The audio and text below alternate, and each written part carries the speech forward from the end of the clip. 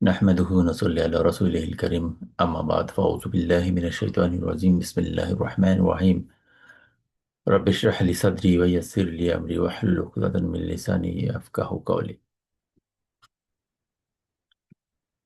আমাদের আজকের আলোচনার বিষয় ছিল সূরা আশ-শামস। সূরা আশ-শামসের পুরোটা না, অর্ধেকটা, 10 নম্বর আয়াত পর্যন্ত। এখানে আল্লাহ সুবহানাহু ওয়া তাআলা 7টা বিষয়ের কসম কাটছেন। 7টা বিষয়ের কসম কেটে কিছু কথা বলছেন। যখন কোনো মানুষ সাধারণ কোনো বিষয়ে কথা বলে তখন তার গুরুত্ব একরকম হয়। আর যখন মানুষ কসম দিয়ে কথা বলে, অত্যন্ত বলিষ্ঠভাবে কোনো কথা বলে, তখন তার আবেগ, তার অভিব্যক্তি ভিন্ন রকম হয়। তো আল্লাহ সুবহানাহু ওয়া তাআলা এখানে অনেকগুলো বিষয়ের কসম কাটছেন, তারপরে আমাদের সামনে কিছু বিষয় পেশ করছেন। শুরু করি। প্রথম নম্বর আয়াতে, সূরা শামসের প্রথম আয়াতে আল্লাহ সুবহানাহু ওয়া তাআলা বলছেন, কসম সূর্যের এবং তার উজ্জ্বল কিরণের। কসম সূর্যের এবং তার উজ্জ্বল কিরণের। 2 নম্বর আয়াতে তিনি বলছেন যে শপথ চাঁদের, যখন তা সূর্যের অনুগামী হয়।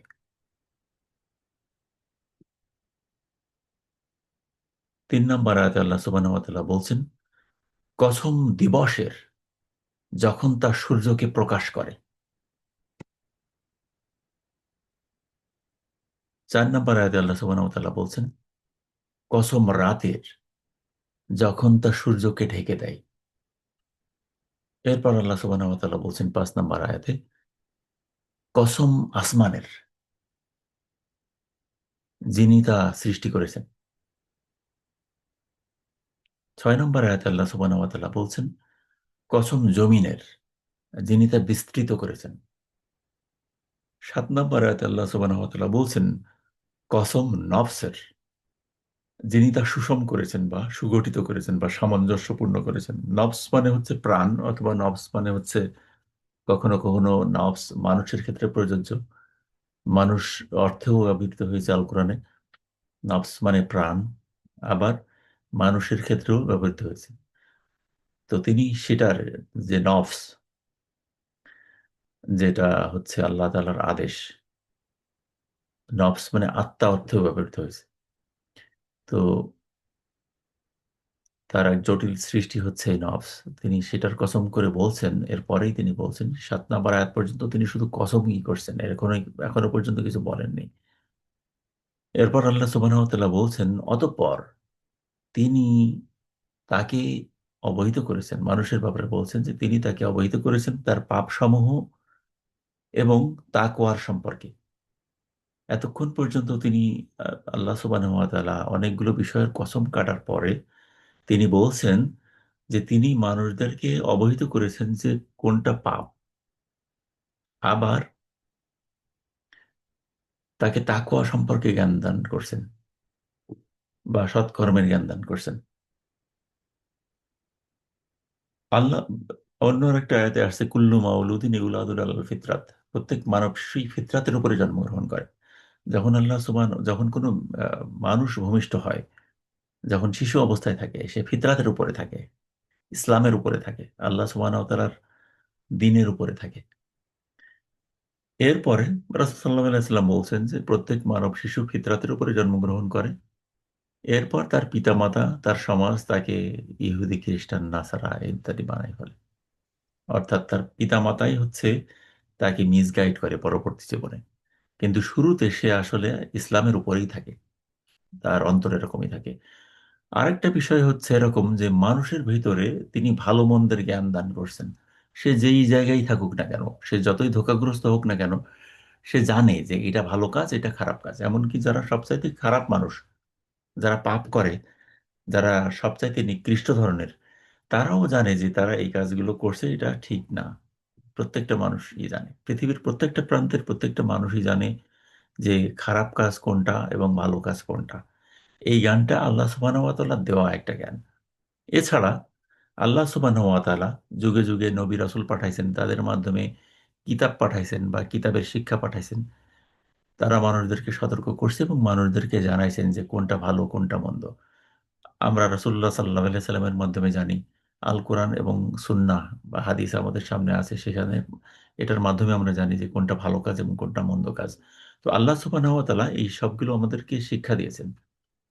এরপরে আল্লাহ সুবহানাহু ওয়া তাআলা বলছেন, এটাই মেইনলি আসল আয়াত, ৯ নম্বর আয়াত। আল্লাহ তাআলা বলছেন যে নিঃসন্দেহে সে সফল কাম হয়েছে যে তাকে পরিশুদ্ধ করেছে। তো আল্লাহ সুবহানাহু ওয়া তাআলা বলছেন, শপথ করে বলছেন, অনেকগুলো বিষয়ের শপথ করে বলছেন যে, "আমি তাকে ভালো-মন্দের জ্ঞান দান করছি এবং তাকওয়া কি সেটাও আমি তাকে জানাইছি।" এর মধ্যে সেই হচ্ছে সফলকাম হয়ে গেছে। সেই হচ্ছে সফলকাম হয়ে গেছে যে তার আত্মাকে পবিত্র করছে, যে তার আত্মাকে পরিশুদ্ধ করছে। যখন মানুষ পাপ করে তখন তার আত্মা পরিশুদ্ধ থাকে না, কলুষিত হয় আত্মা। তো আল্লাহ সুবহানাহু ওয়া তাআলা বলছেন যে সেই লোকগুলো সফল। তারা হচ্ছে শ্রেষ্ঠ মানুষ, যারা এই সবকিছু জানার পরে আমল করে। আল্লাহ যেটাকে ভালো বলেন সেটাকে ভালো বলে জানে। আল্লাহ যেটাকে খারাপ জানেন সেটাকে খারাপ জানে এবং সেটাই মানে। তো যখন পাপ করে মানুষ তখন তার আত্মা কলুষিত হয়। সেই কলুষিত আত্মাকে পবিত্র করাই হচ্ছে সফলতার লক্ষণ। এটা আল্লাহ সুবহানাহু ওয়া তাআলা ৯ নম্বর আয়াতে বলছেন। এরপরে আল্লাহ সুবহানাহু ওয়া তাআলা বলছেন, এবং সে ব্যর্থ হয়েছে যে তার নফসকে কলুষিত করেছে। অর্থাৎ তার এত জ্ঞান থাকার পরও, তাকে জ্ঞান দেওয়ার পরও সে তার আত্মাকে বিশুদ্ধ করতে পারল না। যে এটা পারল না, অর্থাৎ পাপ থেকে সরে আসতে পারল না, তওবা করতে পারল না এবং পাপকে নিয়ন্ত্রণ করতে পারল না, নিজেকে নিয়ন্ত্রণ করতে পারল না, নফসের অনুগামী হইল। নফস যা বলে তাই সে করে। এরকমই যদি হয়ে যায়, সে তার আত্মাকে তখন কলুষিত করে। এই কলুষিত আত্মাকে সে যখন পবিত্র করতে পারল না, সে ব্যর্থ হয়ে গেল। আল্লাহ সুবহানাহু ওয়া তাআলা এই বিষয়টা ৭টা ব্যাপারে ৭টা বিষয়ের শপথ করে তিনি এই কথাটাই বলছেন এবং সেই কথার সারমর্ম হচ্ছে এই যে, যে তার নফসকে বিশুদ্ধ করতে পারল, সে সফল হয়ে গেল। আর যে নফসকে স উম কলুষিত করতে পারল, যে বিশুদ্ধ করতে পারল না, নফসকে কলুষিত করল, সে ব্যর্থ হয়ে গেল, ধ্বংস হয়ে গেল। এরকম আল্লাহ সুবহানাহু ওয়া তাআলা বলছেন।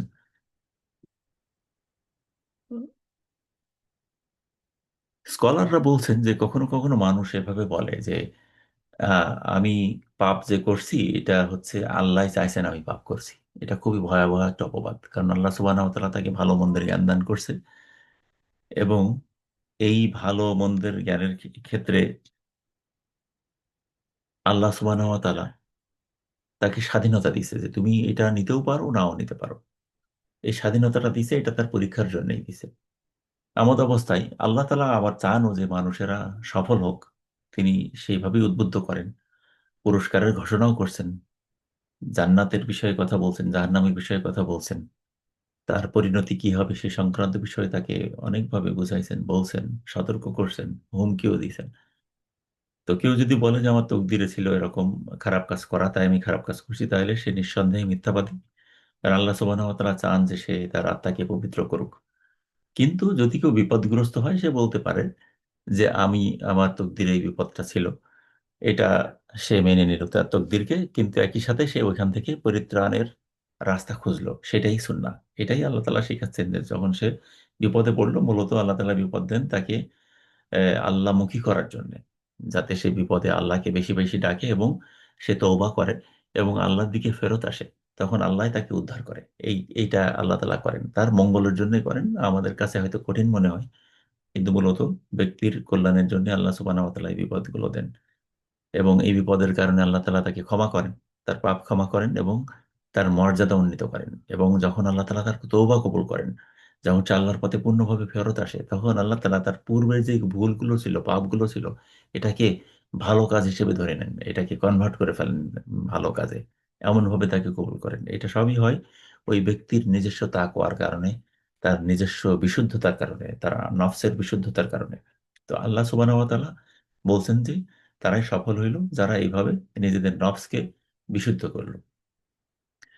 আর নফসকে বিশুদ্ধ করার বিষয়ে আরো একটা ব্যাপার আছে যে এ, আমাদের ভিতরে যে ভুলভ্রান্তিগুলো আছে, পাপগুলো আছে, সেটা আমাদের চাইতে ভালো আর কেউ জানে না। আল্লাহ তাআলা জানেন আর আমরা জানি।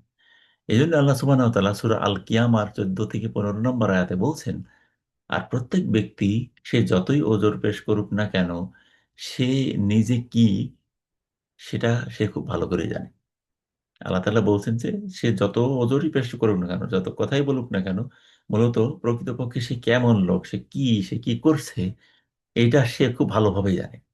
কাজে সে যেহেতু জানে যে আমি এটা করছি, এই খারাপ কাজটা করছি, এই ভালো এটা করা উচিত না, এটা সে জানে। আল্লাহ তাআলা তার এই জ্ঞানটা দিয়েছেন এবং সে খুব ভালোভাবে জানে। তো আল্লাহ তাআলা বলছেন যে সে যেন ওইখান থেকে ফেরত আসে, তওবা করে এবং নিজেকে বিশুদ্ধ করে নেয়, তাইলে সে সফল কাম হবে। এটাই আল্লাহ সুবহানাহু ওয়া তাআলা বলছেন।